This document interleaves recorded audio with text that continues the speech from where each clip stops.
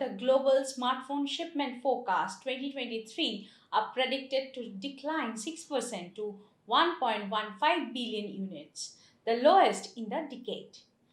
Asia is one of the major hurdles to positive growth as headwinds halt the economic turnaround anticipated for China at the start of the year, and the broader region experiences intensifying declines across emerging markets. Welcome to our India News Hour.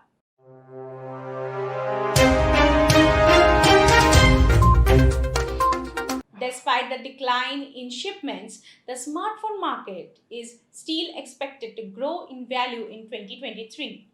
This is due to the increasing average selling price of smartphones.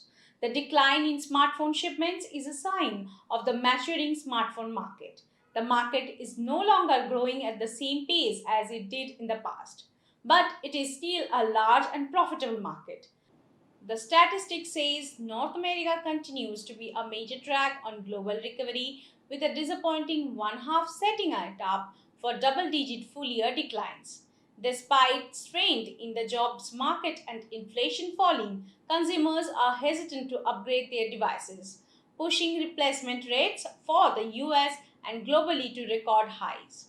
The counterpoint research says there has been a decoupling between what's happening in the economy and consumers buying phones. So far this year, it's been record low upgrades across all carriers. As per experts, it's time to watch quarter 4 with interest because the iPhone 15 launch is a window for carriers to steal high value customers. And with the big iPhone 12 installed base up for grabs, promos are going to be aggressive, leaving Apple in a good spot. In China, Apple is well positioned as the premium segment continues to gain more share. Premium and ultra premium growth is a trend that is happening globally and favors vendors like Apple, which have portfolios heavily weighted in the higher segments.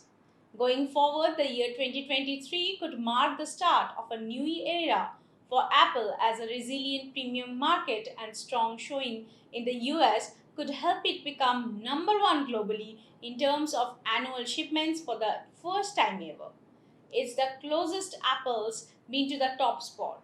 Assuming Apple doesn't run into production problems like it did last year, it's really a toss up at this point.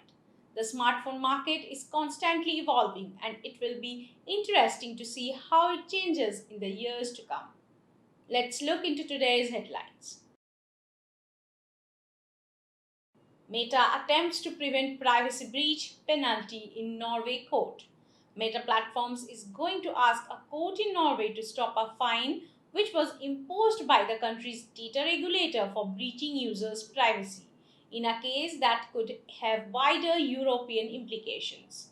Since August 14, Meta Platforms has been fined £1 million per day for harvesting users' data and using it to target advertising at them, called behavioral advertising, a business model common to big tech.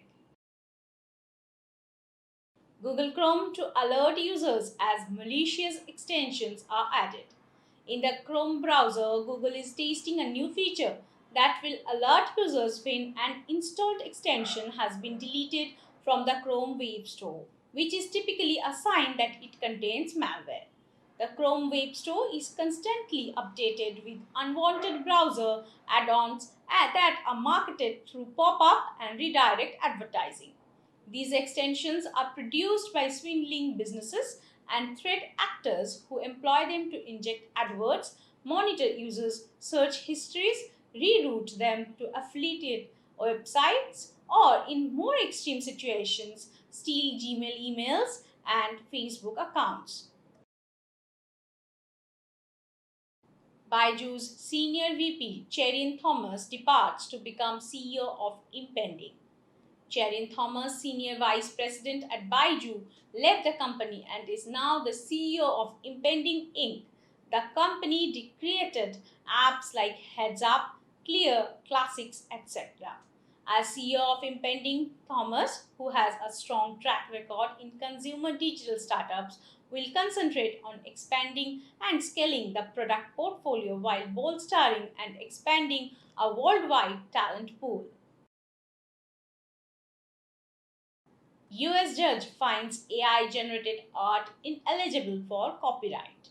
The US Copyright Office's determination that artwork produced by artificial intelligence is ineligible for copyright protection because it lacks human creative input was recently upheld by a federal court. The controversy persists despite the US Copyright Office's suggestion to evaluate AI generated work for copyright on a case by case basis. A federal judge upheld a decision from the US Copyright Office which asserts that artworks produced by AI are not eligible for copyright protection. ESA rolls out two new tablets, ESA 110 and ESA 18. ESA has unveiled two new tablets in India, ESA 18 and the ESA 110. They are both equipped with the powerful MediaTek MT8768 octa-core processor, while the ESA 110 has a larger 10.1-inch WUXGA in-cell panel technology display. The ESA 18 has a smaller 8.7-inch WXGA Plus IPS screen. The ESA 18 is priced at Rs 12,990 while the ESA 110 is priced at 17,990 rupees. That's all for now. Please like, share, comment and subscribe to Varindia magazine. You can download the Varindia app from Google Play Store and Apple App Store for more news and updates. Stay tuned. Thank you.